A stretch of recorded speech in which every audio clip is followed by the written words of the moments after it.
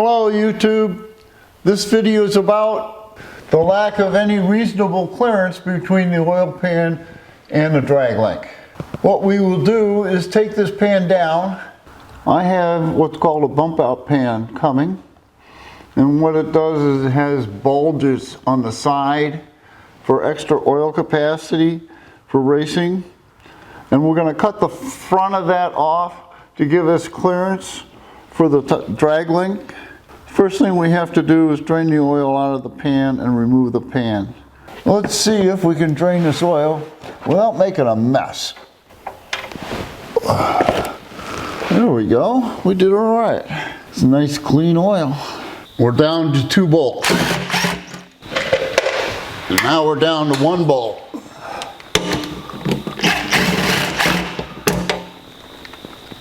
Let's see if this thing's going to come off. I guess it is.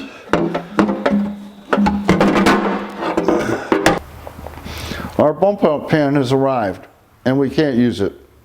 You would think they'd be able to make a oil pan for a big block Chevrolet. First problem is that the pan is an inch shorter than what the stock pan is, which means the oil pickup tube is going to be at the bottom of the pan. Can't have that. Second problem is that they put a gate valve in here to keep the oil from sloshing around on starts on the drag line. The problem is that in the stock pan, that's exactly where the oil pickup goes. So we can't put the pan up. Thirdly, the seal surfaces are completely different. This is a very narrow seal surface. This is a very wide seal surface. So we've made the decision that we're going to modify the original pan. We've reinstalled the oil pan, we've reinstalled the drag link, and we've turned it all the way to the right, and that's the worst position, and we can see where it would hit the pan. And we've taped everything off on the pan that we want to remove, so we have lots of clearance for suspension travel and turning left and right.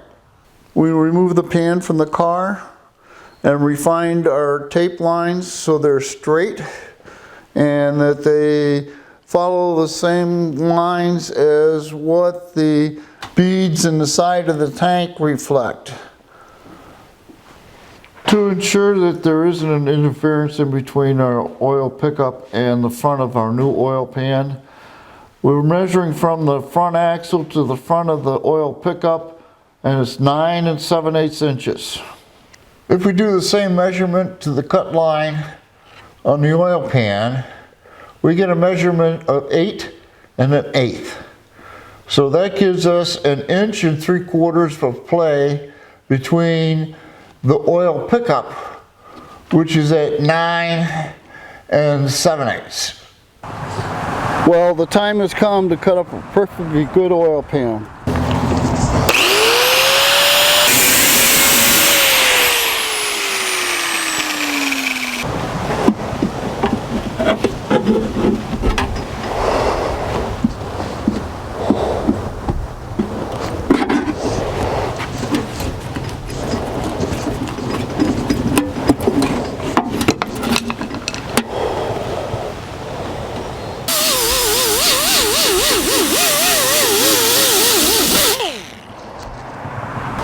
Well, we've certainly created a hole in that pan.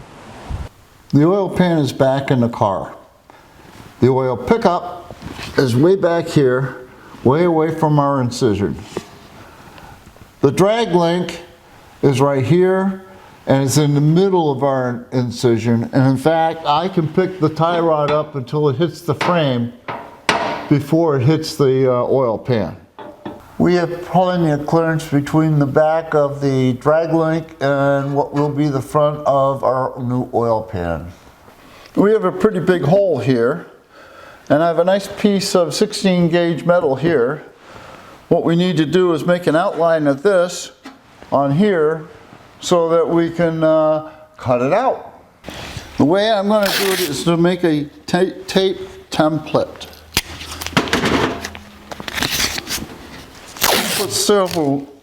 We'll put several layers on there to make the tape a little thicker. What we're going to do here is tap around the edge to cut the tape to the shape of the patch we need. I'm being real gentle because I don't want to bend this metal. This is only 16 gauge metal.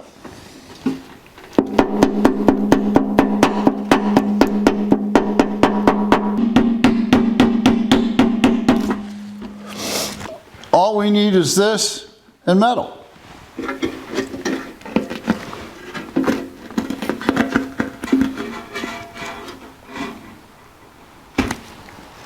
We'll take our patterns and stick it to the metal, trying to save as much metal as we can, and we'll go cut it out. Here we go with our first cut. And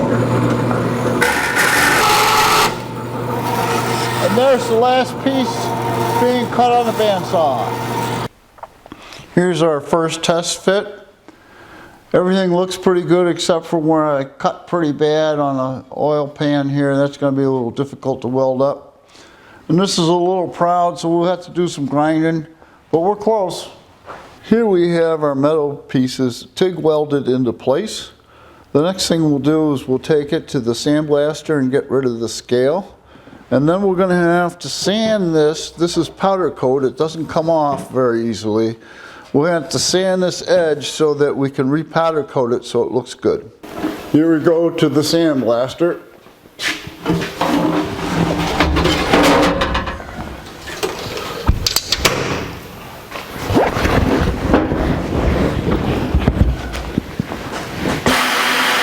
Here's the pan after sandblasting the scale off. Now what we're going to do is try to sand this edge off. Now that we've finished sanding, this is what it looks like. And we're ready to tape for powder coat. We have taped off and plugged up everything we don't want to get powder on, including the drain hole and the dipstick hole.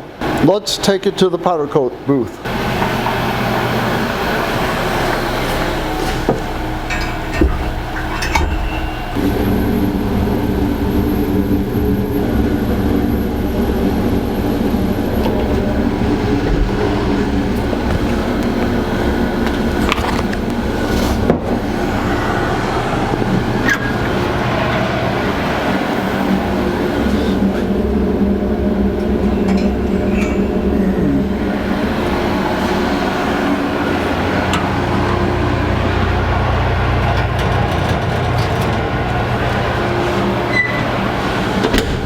Into the oven at 400 for 20 minutes. What we're doing is scraping the RTV from the last person out of the groove for the gasket for the oil pan. Oh yeah, that was me. I put this on. And out of the oven it comes.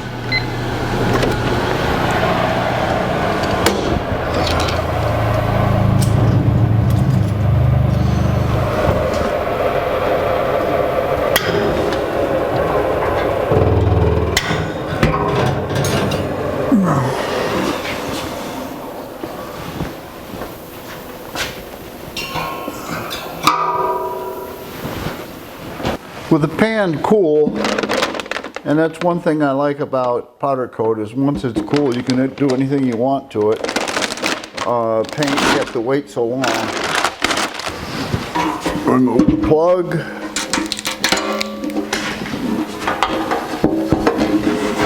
Remove the bolt that protected the drain. And let's take a look at what we got. I think the blend between the raw metal and the existing powder that was on the pan came out very nice. I can't see it.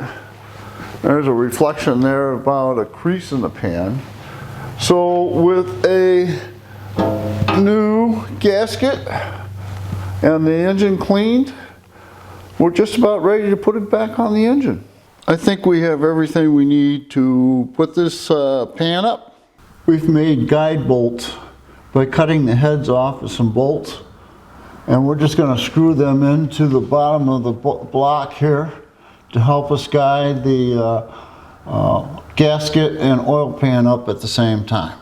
This is supposed to be a dry gasket. I talked to Felpro technical support today, and they recommend putting a dab in each one of the corners, which I've done for years and years and years. But I'm also going to put a little bead right here. I'm not going to put one against the block because the groove that goes in looks beautiful, but this is questionable. So I'm going to put a dab there, a little bead there, dab there, a bead here, and a dab there.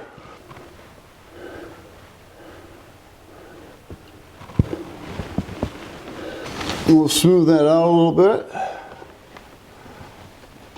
I use the red high temp silicone sealer so it doesn't show up as much against the orange paint as what black would. There we go.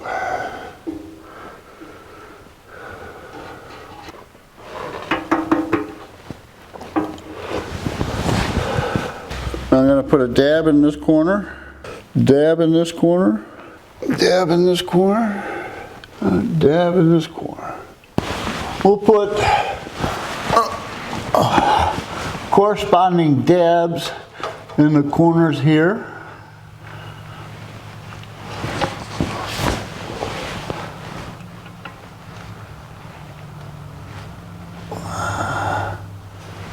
And in the rear.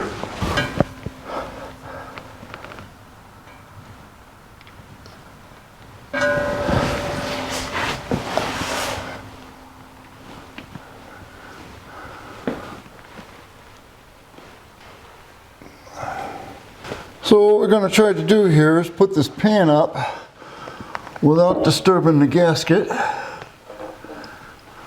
and into our guide pins.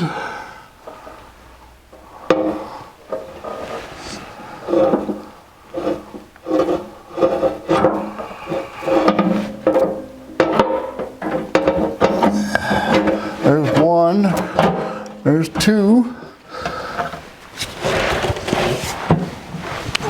3 and 4. Now let's get a bolt in. Take our guide pins out.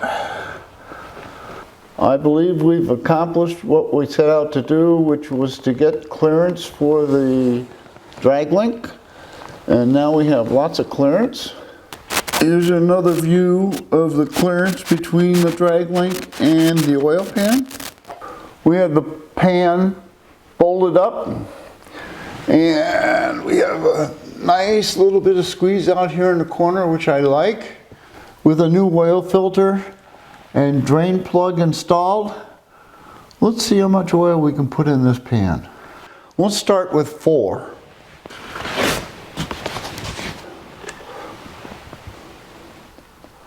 We'll wait 5 minutes and then check the dipstick to see if it's registering anything at all.